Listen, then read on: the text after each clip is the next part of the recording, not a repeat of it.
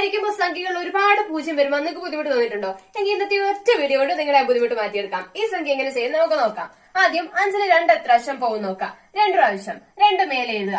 2 × 2 4. ഈ 5ന്റെ താഴെ എഴുതുക. അതിനുശേഷം 5-ൽ നിന്ന് 4 കുറയ്ക്കുക. ശിഷ്ടം 1 കിട്ടും. ഇതിനുശേഷം ഈ 1-ൽ 2 എത്ര പ്രാവശ്യം പോകും നോക്കാം. പോയില്ല. അപ്പൊ ഇതിന് ഈ 5ന്റെ തൊട്ടടുത്തുള്ള സംഖ്യ നമ്മൾ താഴോട്ട് ഇറക്കി എഴുതും. 0 താഴോട്ട് ഇറക്കി എഴുതി. അപ്പൊ ഇവിടെ 10 ആയി. ഇനി 10-ൽ 2 എത്ര പ്രാവശ്യം പോകും നോക്കാം. 5 പ്രാവശ്യം. 5 മേലെ എഴുതുക.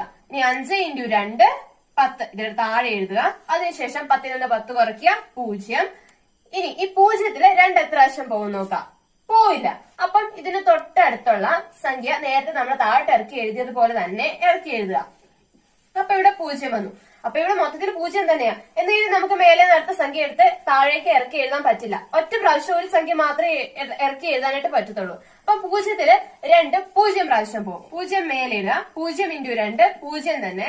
0-ൽ നിന്ന് 0 കുറച്ചാൽ 0. ഇനി അതിനുശേഷം 0-ൽ എത്ര പ്രാവശ്യം 2 പോവും? പോവില്ല. അപ്പൊ മേലെ നിന്ന് താഴോട്ട് ഒരു സംഖ്യ ഇറക്കി എഴുതുക. 2 താഴേക്ക് ഇറക്കി എഴുതി. 2-ൽ 2 എത്ര പ്രാവശ്യം പോവും? ഒരു പ്രാവശ്യം. 1 മേലെ എഴുതുക.